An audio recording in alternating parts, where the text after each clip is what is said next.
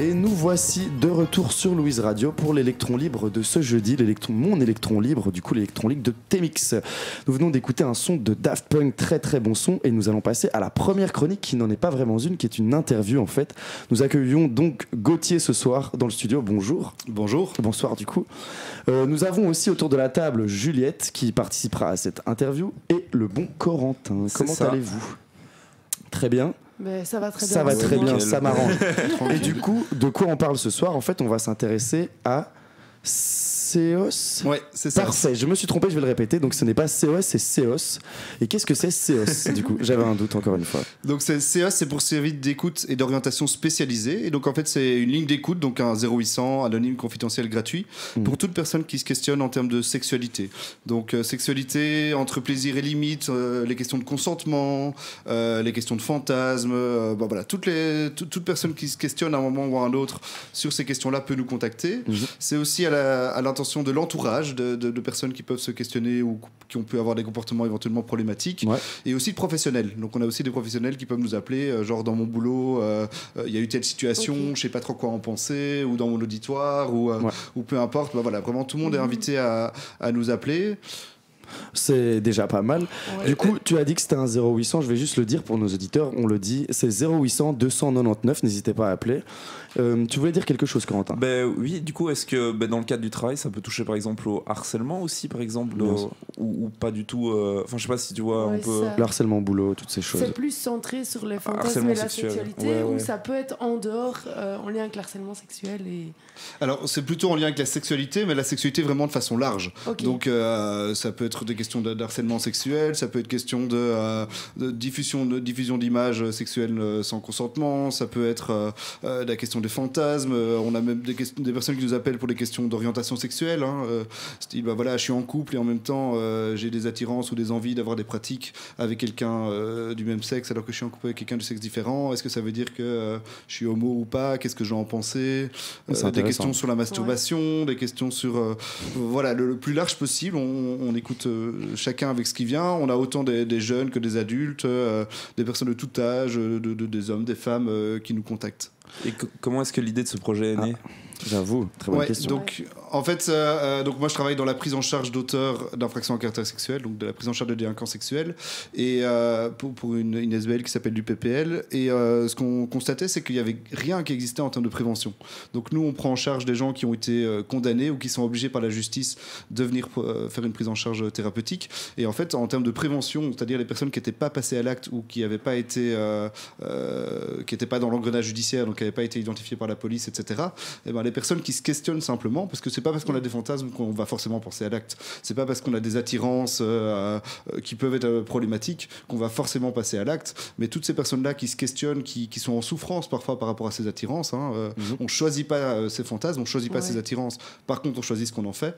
Et ben ces personnes-là, elles avaient nulle part où s'adresser. Ouais, elles ont une oreille, quoi. Ouais, et puis c'est des sujets un peu touchy, quoi. Si tu dis voilà, j'ai eu une attirance pour une jeune alors que je suis un adulte ou quoi, si on va pas en parler à son entourage, il peut y avoir de la honte, de la culpabilité, en parler à son médecin traitant ou quoi, un peu galère, quoi. Et donc voilà, là l'avantage c'est que c'est anonyme, confidentiel, et que donc nous on est tous des professionnels formés qui travaillons dans la prise en charge, et donc on est vraiment à l'aise pour écouter ça. Et il y a aussi un chat, ça c'est important. Donc il y a 3 modalités de contact, c'est donc soit par téléphone, le 0800 299, je rappelle, soit par chat, donc c'est sur ceos.be, soit par mail aussi si vous voulez.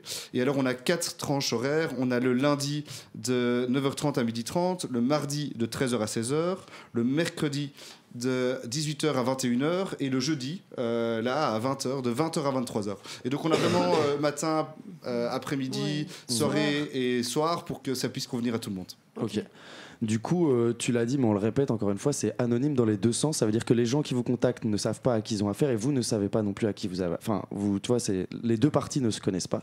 C'est important, il faut le rappeler, c'est pour donner envie aux gens de se libérer et parfois de poser des questions qui nous trottent dans la tête, on n'est jamais trop sûr. Est-ce que tu as dit que vous faisiez ça en entreprise et tout, est-ce que tu travailles avec d'autres institutions, des infrastructures, genre par exemple dans les prisons, je sais pas, un truc du style ou pas du tout ? Alors on est pas mal en collaboration avec les prisons. On essaie de diffuser cette ligne d'écoute. On essaie vraiment de la diffuser un maximum. Ça fait 1 an et demi qu'elle existe. Et donc par exemple, on a diffusé pas mal d'informations en prison. Et donc on a pas mal de prisonniers qui nous appellent par rapport à des questions qui sont liées à ça ou à la question de la sexualité en prison, puisque malheureusement ils n'ont pas vraiment l'occasion d'avoir de la sexualité. Donc il y a pas mal de fantasmes qui peuvent ou des pulsions qui sont difficiles à gérer. Et donc on a pas mal d'appels par rapport à ça. Moi j'ai une question par rapport à ça. Est-ce qu'il y a un suivi? Enfin, je veux dire, la personne vous appelle, du coup, j'imagine que vous répondez au moment même. Oui. Et est-ce que vous dites par exemple, vous pouvez me rappeler dans 1 semaine si vous voulez en reparler, ou enfin, est-ce qu'il y a vraiment un suivi ou c'est juste au moment même une réponse et puis enfin, je veux dire, il n'y a pas de dossier en fait. Mais malheureusement, vu que c'est anonyme, j'imagine que vous n'avez pas de dossier sur les cas. Ouais, c'est ça. Il n'y a pas de dossier, on ne va pas donner des rendez-vous, on ne va jamais proposer de rencontrer les personnes ou quoi que ce soit. Par contre, les personnes peuvent toujours nous rappeler. Donc ça, n'importe qui nous appelle peut nous rappeler. Parfois, ça peut vraiment avoir un sens. On a des personnes comme ça qui rappellent très régulièrement et ça permet de poursuivre le cheminement de pensée, la réflexion, de nous tenir au courant. Et donc, parfois, on a vraiment cette possibilité-là. Et d'autant plus qu'on est plusieurs écoutants et écoutantes. Et donc ça permet aussi parfois d'avoir quelqu'un d'autre et donc de pouvoir dire j'ai discuté de tel sujet avec telle personne, et avec une autre personne, avec un autre écoutant, je peux avoir un avis différent, je peux avoir des pistes différentes, je peux mettre ça en relief différemment, quoi. Et du coup une fois que vous avez les coups de téléphone, j'imagine que généralement, vous pouvez aussi orienter les gens vers des professionnels, même des psychologues, psychiatres, si jamais ils recherchent vraiment un traitement.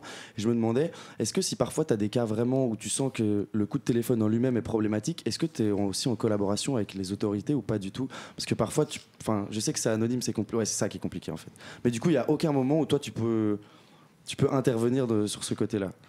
Alors, nous, un principe qui est super important par rapport à cette ligne, c'est la question du secret professionnel, qui est une obligation. C'est pas un droit. C'est pas un droit. Je peux choisir de faire appel au secret professionnel ou pas. C'est une obligation. Et au contraire, c'est une obligation. Et si je respecte pas le secret professionnel, je peux moi-même avoir des soucis, avoir me retrouver devant la justice. Et donc ça, c'est vraiment la base, parce que je pense que c'est vraiment ça qui permet aux gens de s'ouvrir et de se libérer. Si je pose une question ou si je raconte un épisode qui est arrivé et qu'il y a un risque que l'autre appelle la police, je vais sans doute pas lui raconter et pas appeler cette ligne-là. Donc ça, c'est vraiment la base. Et alors après, par rapport à des appels où il y a vraiment des situations compliquées, actuelles ou quoi, d'abord on va essayer de réfléchir avec la personne, qu'est-ce qui peut être problématique dans la situation et qu'est-ce qu'elle peut faire dans sa situation pour faire ce qui peut être problématique. Parce que si elle nous appelle, ça veut dire que déjà elle fait une démarche et que potentiellement elle peut reconnaître que la situation est problématique, et donc qu'est-ce qu'elle peut mettre en place maintenant pour faire cesser ça, quoi. Donc on va plutôt essayer de faire une collaboration avec la personne pour qu'elle mette elle-même en place des choses. C'est vraiment pas mal, ça fait déjà beaucoup d'informations et du coup ma question était un peu stupide, mais c'était pour bien insister sur le côté secret professionnel et du coup aucune information n'est révélée. Est-ce que vous avez d'autres questions? Non, mais j'ai réfléchi et je voulais peut-être faire plus une remarque, mais ça fait partie des choses que je trouve en fait où j'ai l'impression que personne n'y avait jamais pensé et pourtant ça semble tellement évident quand tu l'expliques.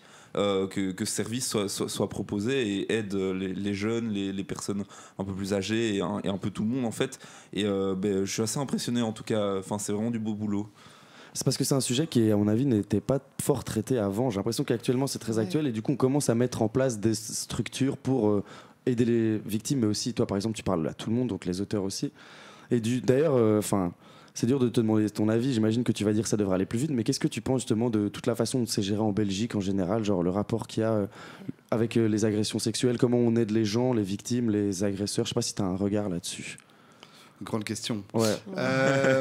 Oui, moi je suis plus du côté de la prise en charge des auteurs. Je pense qu'il y a vraiment des avancées de plus que dans la formation des policiers qui sont plus formés pour pouvoir accueillir les victimes. Il y a les CPVS, donc les centres de prévention des violences sexuelles, qui sont dans les hôpitaux. Il y en a à Bruxelles, il va y en avoir un à Namur, à Liège, à Arlon, et qui donc sont les endroits où on peut amener, où une victime de violences sexuelles peut aller dans les 48 heures. Et donc là, il y a une prise en charge intégrée. Donc à la fois, il y a la police qui est là si jamais la personne souhaite porter plainte. Il y a aussi des médecins, il y a une infirmière, il y a une sage-femme, il y a une psychologue. Et donc tout est proposé en même temps dès le début. Et donc ça, je pense que c'est vraiment un avantage d'avoir cette prise en charge globale.